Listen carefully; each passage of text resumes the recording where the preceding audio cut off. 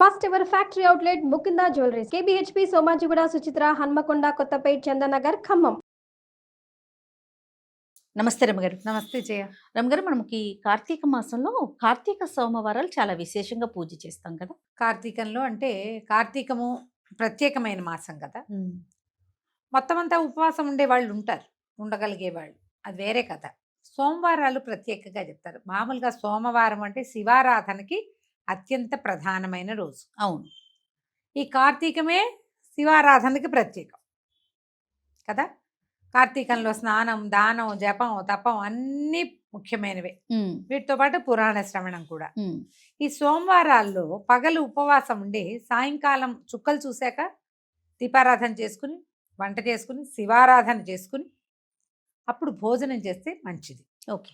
మామూలుగా శివారాధన ఉదయకాల అభిషేకంతో పాటు ప్రదోషకాల ఆరాధన చాలా విశేషమైనది. ప్రదోషకాలంలో పరమేశ్వరుడట తాండవం చేస్తాడు. ప్రతి ప్రదోషంలోనూ మనం ఈ ఉజ్జయిన్ లాంటి దేవస్థానాలకు వెళ్తే సాయంకాలము అసలు ఆ ఢమరుకాలు అవి మోగిస్తారు. అసలు చెప్పరాని ఉద్వేగం వచ్చేస్తుంది జయ. గూస్బంప్స్ వస్తాయి. అవునండి. ఆ బాగుంటుందంటే ఆ మధ్యలో కాహళం, అదొక తమాషా సౌండ్, ఇట్లా తప్పెట్లాంటి ఇట్లా కొడతారు, చల్లుమంటుంది. ప్రతి సాయంత్రము ప్రదోష వేళ పరమేశ్వరుడు తాండవ వేళ ఆయనకి. ఆ సమయంలో అర్చన చేస్తే అత్యంత ప్రసన్నుడుగా ఉంటాడు పరమేశ్వరుడు అని చెప్తారు. ఓకే. ప్రదోషకాలార్చన విశేషం. ఇందులో మళ్ళీ చూడు శని త్రయోదశులు ఇవి మాస శివరాత్రి నాడు ప్రదోషకాలార్చన, ఇవన్నీ విశేషాలు. ఇవి ప్రత్యేకంగా దేవాలయాల్లో నందీశ్వర అభిషేకాలుగా రకరకాలుగా చేస్తారు. అయితే ఈ కార్తీకాల్లో ఏంటంటే ఇది జనసామాన్యంగా అందరూ చేసుకోవచ్చు. అవును. దీనికి విశేషంగా అది ఏదో చేయాలన్నది ఏం లేదు. మీకు కుదిరిందా ఉదయకాలం వెళ్ళటం, ఎక్కడైనా శివాలయంలో శివాభిషేకం చేసుకోవటం, రుద్రాభిషేకం చేయించుకోవటం. ఎక్కడైనా ఇవి చేస్తారు కదా, మృణ్మయ లింగాలతో మట్టి లింగాలకి అభిషేకం చేస్తారు, సహస్రలింగార్చన అవి చేస్తారు. కుదిరితే 12 ఈ 11 ద్వాదశ ఏకాదశ రుద్రాభిషేకము జరుగుతుంది సోమవారం నాడు. ఏ దేవాలయంలో మీకు అవకాశం ఉంటే అక్కడికి వెళ్ళి అర్చన చేసుకోవటం.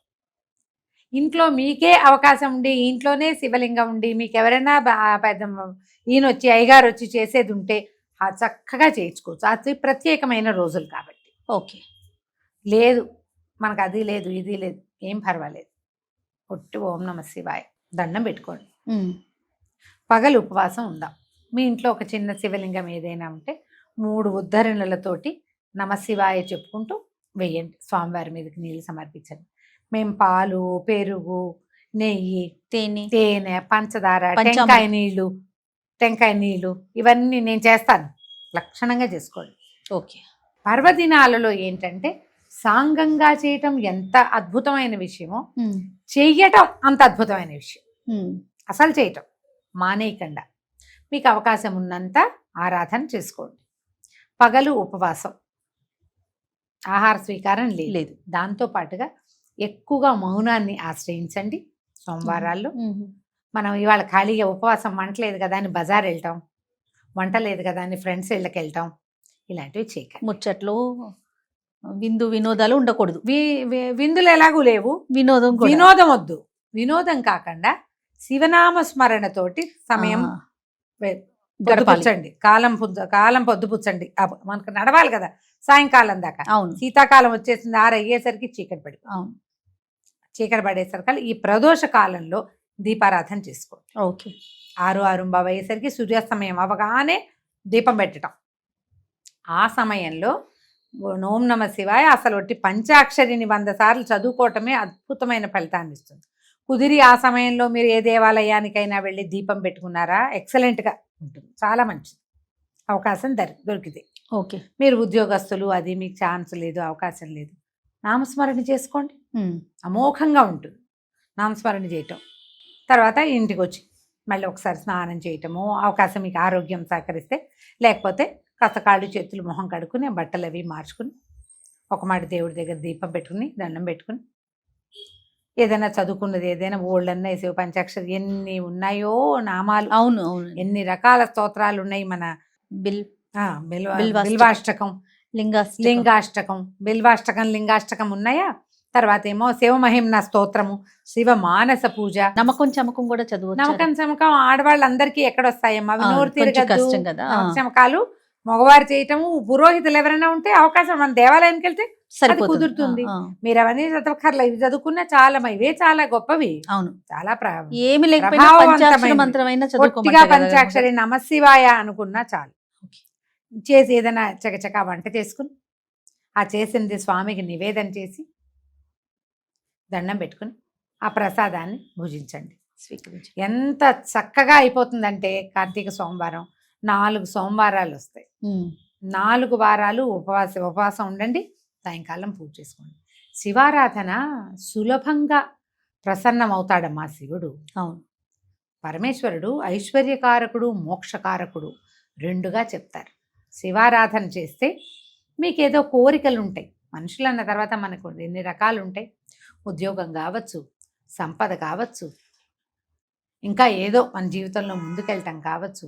మీరు త్రికరణ శుద్ధిగా శివయ్యనే మనసులో నిలుపుకుని ధ్యానం చేసుకుని పూజా విధానం సజావుగా ఎంత చాతొస్తే అంత ఒక నియమం ప్రకారం కొనసాగించి అత్యద్భుతమైన ఫలితాన్ని పొందవచ్చు. లేదు మనకేం కోరికలు లేవు, మానసికమైన ప్రశాంతత వస్తుంది. అవును, శివారాధన వల్ల చాలా ప్రశాంతత వస్తుంది.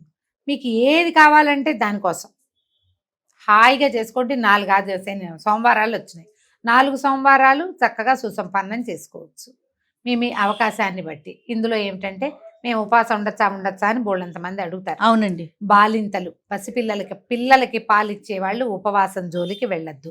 ఓకే. గర్భవతులు వద్దు, చిన్న పిల్లలకి ఉపవాసాలు చెప్పరు. వృద్ధులకి ఉపవాసం అక్కర్లేదు. అనారోగ్యంతో ఉన్న వాళ్ళు, ఏదైనా మందులు మాకులు వేసుకునే వాళ్ళు ఉపవాసం అంటే ఒక రకంగా చేసుకోవచ్చు. ఎట్లా, స్వామివారికి నివేదన చేసేయండి పొద్దునే మీరు చేసిన వంట, అది భుజిస్తే ఉపవసించినట్టే. కాస్త కొంత నిశ్శబ్దం పాటిస్తూ కొంచెం శివనామస్మరణ చేసుకుంటే, గర్భవతులు కూడా 7 నెలలు వచ్చేదాకా నామస్మరణ, తర్వాత కూడా నామస్మరణ చేసుకోవచ్చు. అదేలేండి, కొంచెం దేవాలయ దర్శనాలకి వాటికి వద్దని చెప్తాం, కానీ ఇది కూడా ఉపవాసమే. స్వామివారికి నివేదన చేసిన పాలు, పళ్ళు, భోజనము, అన్నము వంట చేస్తాం. పొద్దున అదంతా చూపించి నివేదన తీసుకోండి. సాయంకాలం మళ్ళీ దీపారాధన చేసుకుని దండం పెట్టుకోండి.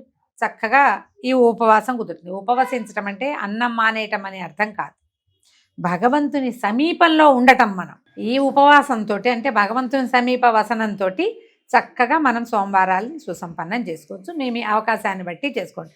4 కుదరలేదు, 1 వారం చేయండి కనీసం, మానేయకుండా చాలు. అలానే రమ్మగారు, నమస్తే. నమస్తే.